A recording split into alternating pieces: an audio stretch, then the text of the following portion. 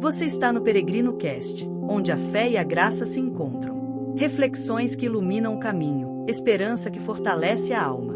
Seja bem-vindo, peregrino. Inscreva-se no canal e caminhe com a gente nessa jornada de fé. Olá e bem-vindos!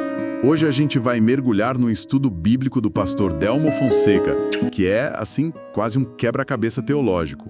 Um quebra-cabeça muito interessante, por sinal. Muito! E ele parte de uma peça que, vamos combinar, a maioria de nós ignora completamente.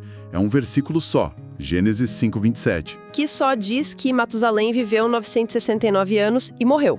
Ponto. Exato. Fim da história. Parece só um dado de cartório, né? Mas a nossa missão aqui é entender como esse estudo pega essa informação que parece tão seca e, usando outras peças do próprio Gênesis, monta uma imagem surpreendente sobre a paciência de Deus. É isso. A premissa do autor é que nada na Bíblia está ali por acaso, sabe? Nem as genealogias que a gente, confessa, costuma pular. Com certeza. A ideia é justamente desacelerar. Olhar para esses nomes e números não como um registro antigo, mas como parte de uma estrutura. Tem uma história por trás da lista. Perfeito, então vamos começar a montar isso. O estudo, de forma bem inteligente, não começa com Matusalém sozinho, isolado. Não, ele olha para o contexto, para a família. E que família? Ele vem da linhagem de Sete, que é descrita como a geração onde as pessoas começaram a invocar o nome do Senhor. Já tem um clima espiritual ali. Já começa com um pano de fundo muito forte, e o pai dele, então, é uma figura central, Enoque. Famoso por andar com Deus. Exatamente. E o estudo destaca um detalhe de tempo que é fascinante. Matusalém conviveu com esse pai por 300 anos. 300 anos. Imagina isso. Não é uma história que ele ouviu falar. Por 3 séculos, ele teve um exemplo vivo, diário, do que significava essa comunhão com Deus. O que já levanta uma questão que o estudo aborda muito bem.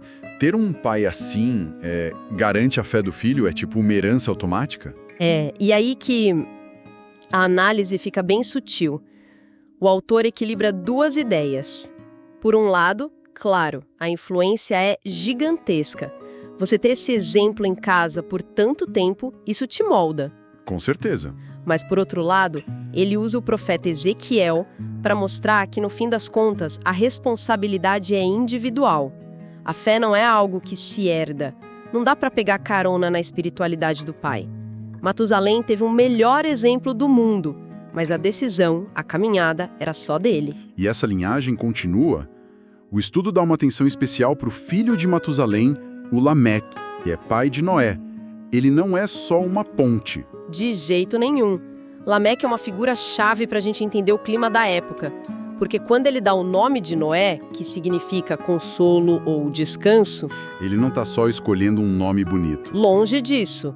Ele faz uma declaração, quase uma profecia. Ele diz: "Este nos consolará do trabalho, por causa da terra que o Senhor amaldiçoou." Isso é muito pesado. É um diagnóstico da realidade. É um diagnóstico preciso. Ele está dizendo: a vida é dura, o sistema está quebrado por causa de uma maldição e a minha esperança de alívio começa com este menino. Ele está lendo os sinais do tempo.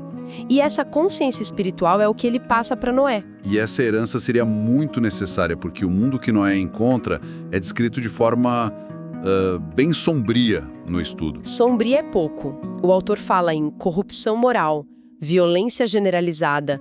E o ponto principal que ele levanta é que não eram só problemas isolados. Não eram crimes pontuais. Era algo estrutural. A maldade estava na cultura. E o autor fez uma observação que eu achei ótima. O tempo, por si só, não melhorou a humanidade.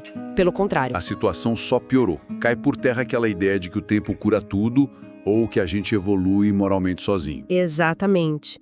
E diante disso, Deus decide intervir. E isso é central no estudo, ele não age de surpresa. Não, existe um padrão. Um padrão divino muito claro. O aviso sempre vem antes do juízo. Deus anuncia um prazo de tolerância de 120 anos. É o que o profeta Amós diria depois, né? O Senhor não faz nada sem avisar. E o aviso, nesse caso, foi bem concreto. E como foi esse aviso? Porque não foi só uma voz do céu, imagino. Não, foi algo muito mais, digamos, pé no chão. O estudo argumenta que o aviso veio de duas formas impossíveis de ignorar. A primeira, claro, foi a arca. A própria arca. A gente precisa parar de pensar nela só como um barco. Imagina um projeto de construção gigantesco que durou décadas, no meio do nada, para uma sociedade que provavelmente nunca tinha visto um dilúvio. Era um outdoor bizarro e constante, um lembrete diário. Exato. E a segunda forma é que Noé não era só um construtor calado. O estudo lembra que o apóstolo Pedro o chama de pregador da justiça. Ah, isso muda tudo. Muda completamente. Imagina a cena. Por décadas, enquanto ele serrava a madeira, ele também estava falando, explicando, avisando. Cada martelada fazia parte do sermão. A construção era o sinal visível, a pregação era o áudio. E ninguém deu ouvidos. É impressionante pensar nessa indiferença. A maior obra da engenharia da época, um aviso constante, visual e sonoro, e as pessoas simplesmente continuaram a vida. É um retrato muito forte, né? O estudo usa a descrição de Jesus em Mateus para ilustrar isso. As pessoas estavam comendo, bebendo, casando-se. Coisas normais. Atividades do dia a dia. O problema não era o que elas estavam fazendo. O problema, segundo o estudo, era a total inconsciência espiritual. Era dançar na beira do abismo, sem ter noção de que o chão ia ceder. A rotina virou uma anestesia. Então esse é o cenário. Linhagem de fé, mundo em decadência, um aviso claro e uma sociedade alheia. É aí que o estudo apresenta o grande finale, que é quase um código escondido nos números da genealogia. É uma matemática que amarra tudo. É aqui que a ficha cai. É a hora que todas as peças se encaixam. O estudo nos convida a fazer uma conta simples, só com os dados do próprio Gênesis. Vamos lá. São 3 números. Primeiro, Matusalém tem 187 anos quando o filho dele, Lameque, nasce. Ok, 187. Segundo, Lameque tem 182 anos quando o filho dele, Noé, nasce. 182. E terceiro, o dilúvio começa quando Noé tem 600 anos. Certo. 187, 182 e 600. Agora vem o pulo do gato. A gente soma 187 anos da vida de Matusalém até Lameque, mais os 182 de Lameque até Noé, mais os 600 anos de Noé até o dilúvio. Somando tudo isso, 187 mais 182 dá 369. Mais 600 dá 969. 969. É a idade exata com que Matusalém morreu. A idade daquele primeiro versículo. Exatamente. A cronologia bíblica, seguida à risca, indica que Matusalém morre no ano do dilúvio. Uau! Eu confesso que tive que parar e refazer a conta quando li isso. Porque a gente sempre passa por esses números. Isso transforma completamente a figura de Matusalém.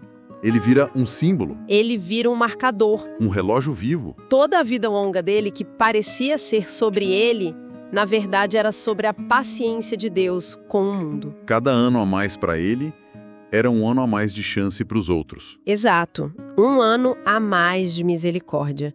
A morte dele não é só o fim de uma vida. É o alarme soando. É o fim do tempo de espera. O relógio da paciência de Deus, como o título do estudo diz, para de contar no exato momento em que o juízo começa. Isso muda tudo. E o estudo, claro, conecta isso com os nossos dias. Cita Jesus dizendo que a vinda dele seria como nos dias de Noé. A distração, a indiferença. Sim, o paralelo é sobre a condição humana. Essa tendência de se anestesiar com a rotina. Mas o autor aponta uma diferença teológica que é central para a mensagem hoje. E qual é? Nos dias de Noé, o meio de salvação, a arca, estava sendo construído. Era uma obra em andamento, um processo. A salvação estava literalmente sendo fabricada ali na frente de todos. E hoje? Hoje, segundo a teologia do estudo, a salvação não é algo em construção. É um ato consumado na cruz. A imagem que o autor usa é a da porta da arca. Ela ficou aberta por muito tempo, mas num momento específico, o Gênesis diz que o Senhor a fechou. Não foi Noé quem fechou. Não foi Noé, foi uma ação divina. E essa imagem da porta que se fecha, que tem um ponto de não retorno, é algo que o próprio Jesus usa nos ensinamentos dele. Então, para a gente amarrar tudo isso, qual é a grande conclusão do estudo? A mensagem final que fica? A conclusão é que o foco daquele versículo sobre o Matusalém nunca foi sobre quanto um homem viveu, foi sobre quanto tempo Deus esperou. A cronologia, que parecia só um registro, vira teologia pura.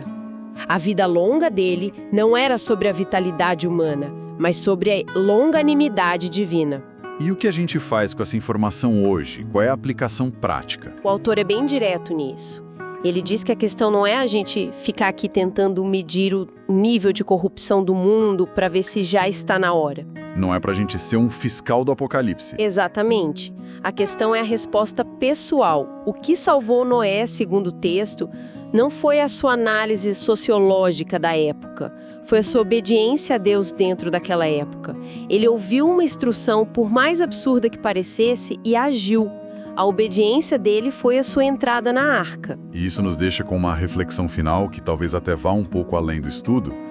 Ele foca muito na obediência de Noé em construir uma arca física, uma salvação física. Sim. Mas se a arca hoje, como o estudo argumenta, não é mais um objeto a ser construído, mas um ato de salvação que já está concluído, como é que se parece essa obediência que salva nos dias de hoje?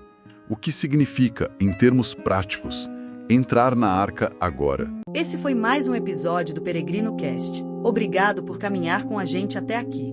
Se você deseja se aprofundar no tema de hoje, acesse o link que está na descrição do vídeo. Que sua jornada continue firme, com fé, propósito e direção.